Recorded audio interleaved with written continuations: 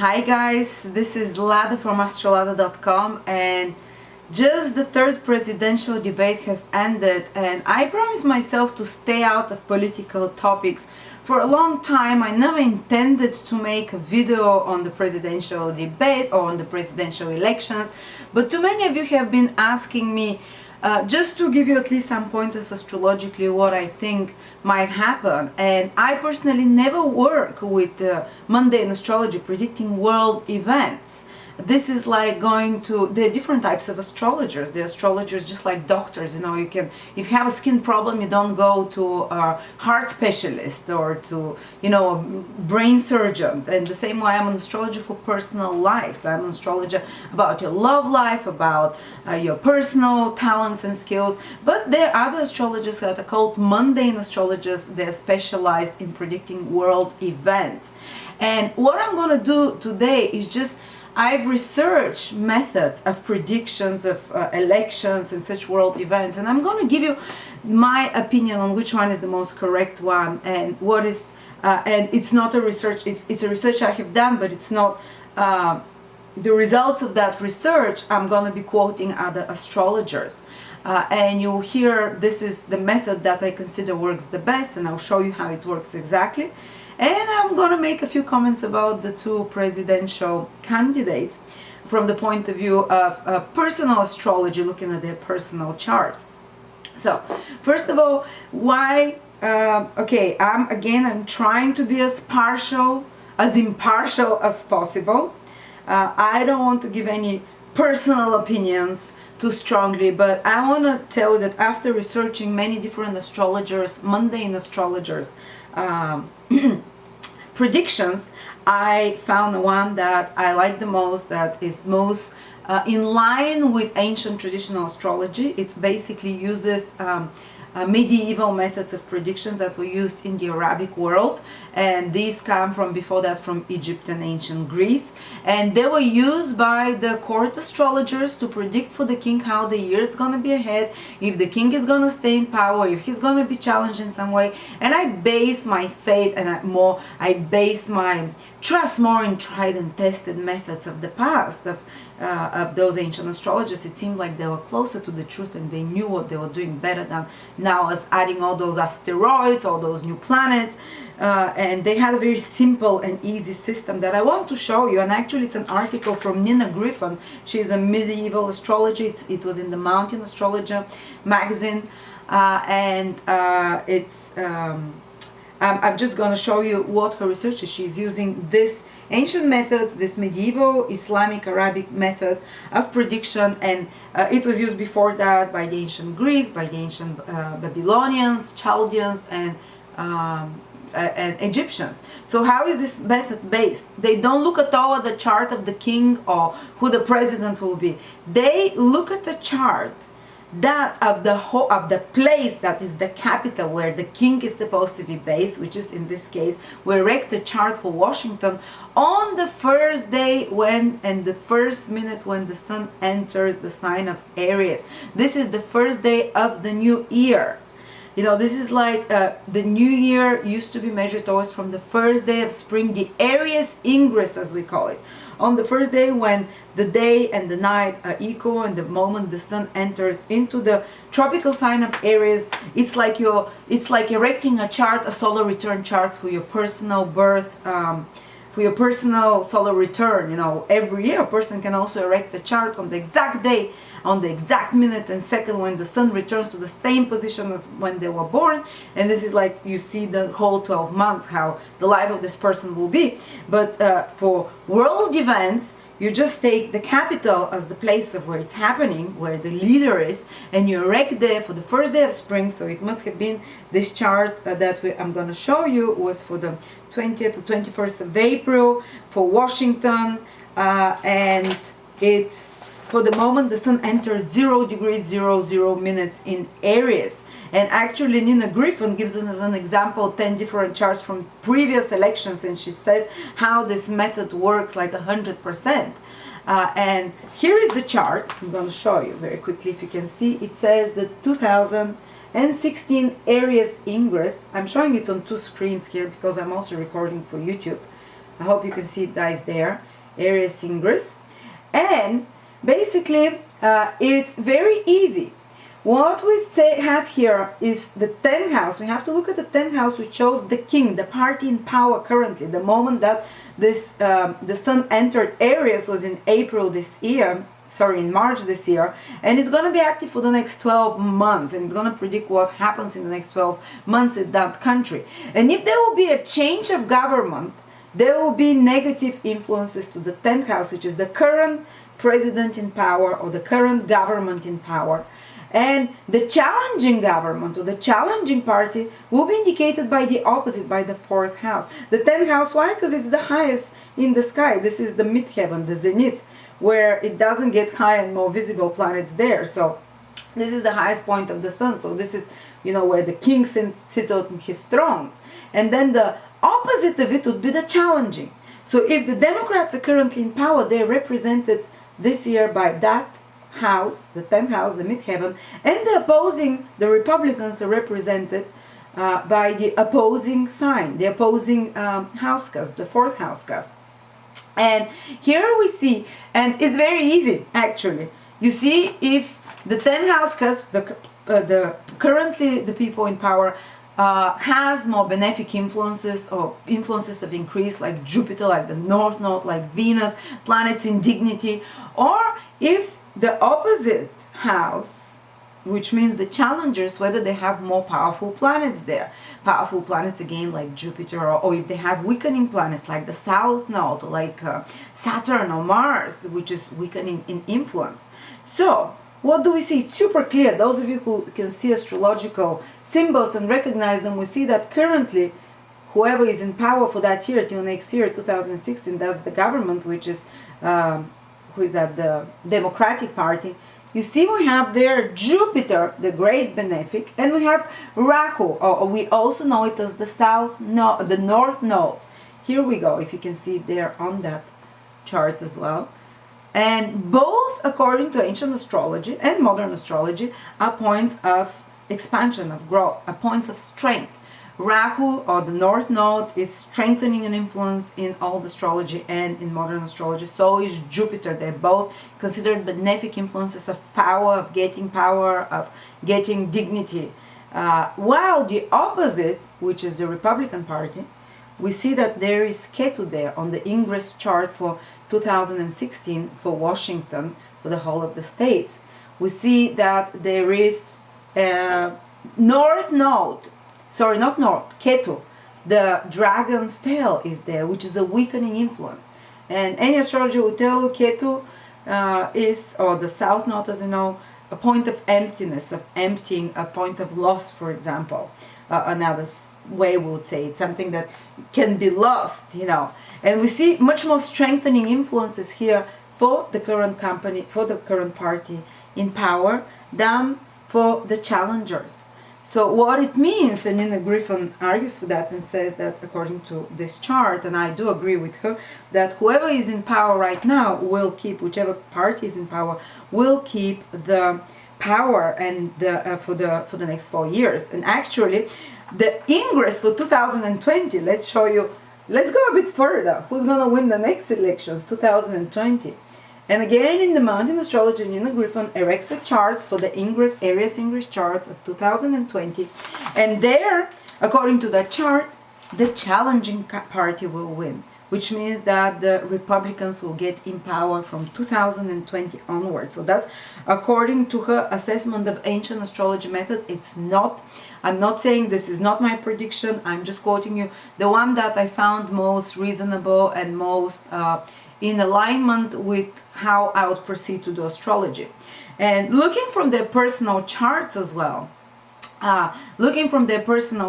currently, if I have to tell you who do I prefer more as a person, I would say both of them have kind of intense horoscopes, but I'll be more afraid from Hillary, because there is more hidden energy there with her, and there is vicious energy there that is should not hesitate to use. She has a really difficult conjunction, Mars, Saturn, and Pluto together. That's considered ruthless, and it's in the sign of Leo, of rulership. and she would be ruthless to get to governorship, to rulership of any sort, to be on top, to be a king.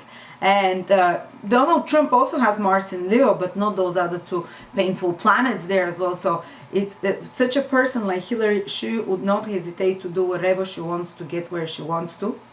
Well, Trump comes like very uncouth, appears, because his ascendant is how you appear and what impression you give to people, has Mars there, and Mars is like almost like a vagabond planet, like a hooligan planet, and comes very strong and very kind of doesn't give a shit and can say things, blur them out, and very kind of aggressive can come across. While Hillary, if her time of birth is correct, which is very, we're not sure, this is just hearsay from the astrological data that we have. She has Mercury and Venus there on her ascendant, so she can come across as much more smooth talker, much more attractive, and much more appealing, so to speak, or at least more diplomatic in her communications. But both Mercury and Venus have difficult aspects from Mars, Pluto, and Saturn. So whatever is on the facade there, whatever she says, there is something that, you know, they are saying, ancient sources say that when Saturn is square Pluto,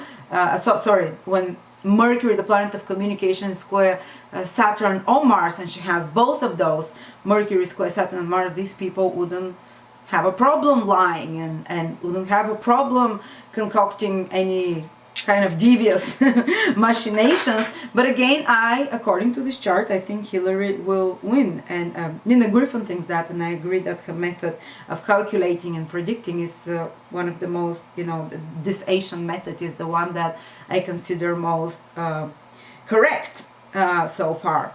But both of them have difficult, you know, how do I say, not very palatable positions in their horoscope. For example, Donald Trump has Venus conjunct Saturn, and Venus represents women, and Saturn is the planet of resentment. So if he loses, one of his biggest downfalls and self-undoing will be resentment towards women. And it's in the sign of Cancer, which is again connected to women, and it's also connected to the hoi polloi, the normal people, the everyday Joes. Cancer rules the normal population. So if he loses the popular vote, or if he loses supporters, it might be due to this Venus conjunct Saturn, which is very much to do about, you know, resentments that come from women. Saturn conjunct Venus, that can be a problem. And I don't know if they're true or not, but definitely it's indicating in his horoscope that there is not so many palatable and pleasant attitude towards women, or at least he'll get a lot of shit from women as well. And so both of them, who they choose, well, none of them is a saint.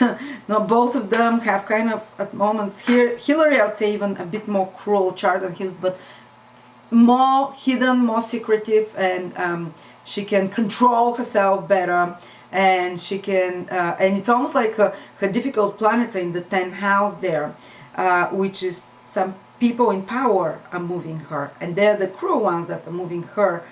Because the 10th house shows people that are your bosses. So apparently there are people above her that are her bosses as well. And the cruel planets are there that will be very much determining and be the bosses there, you know, and she'll be subservient to them in some sort. But these people are not very nice people, whoever they are, because they're represented by 3 difficult planets. By Saturn, cruel planet, Saturn, Pluto, and Mars. And well, Donald Trump, he's like, whatever he thinks, he spats it out, he says it, with Mars on the ascendant. You get what you see, you basically kind of, you know, slapstick, straight direct with this Mars on the ascendant. And of course he has the star of the ruler and the king conjunct his ascendant, Regulus. That's why some astrologers predict that he will be the next king. But I looked at many charts of presidents, and many presidents who become president had weaker charts than the contender, who had a much more royal chart than them. And it seems that this method that I showed you with Nina Griffin, that she promotes in the talks about with the ingress, is much more, how do I say, correct. Because your personal chart, yes, he's a king, he has a kingdom of his own, the Trump dynasty, you know, and he Regulus on the ascendant makes you a king of some sort, to run your kingdom, a leader. Yes, he's born to be a leader, but he's already doing those activities already in his business, you know. And as I said, and I'm a bit partial to that, but I remember when I was 14, 15 years old, or I think when Clinton, her husband, was in government, Bill Clinton was in government, and because I come from Bulgaria, there are lots of psychics there and a lot of people that predict the future, and some of them are amazing. I mean, even the Pope has gone to some of those psychics, and presidents have gone to them. And one of those very famous psychics, who actually was the personal psychic of Berlusconi, who was the Prime Minister of Italy for many years, she was a Bulgarian lady, and before even we knew about Hillary Clinton, she was like this, you know, the first lady, but she had no intentions for becoming a president. It was like 1995, 96 that this prediction was made by the psychic. She said Hillary will be the first woman president in the States. One day she will be a president. And I don't know why it's stuck in my head, because she did some other predictions that I was curious, and I was, if they'll happen for the far away future, and it's almost like coming to pass possibly now. And to be honest, it looks like, and I'm not partial, I don't like any of them.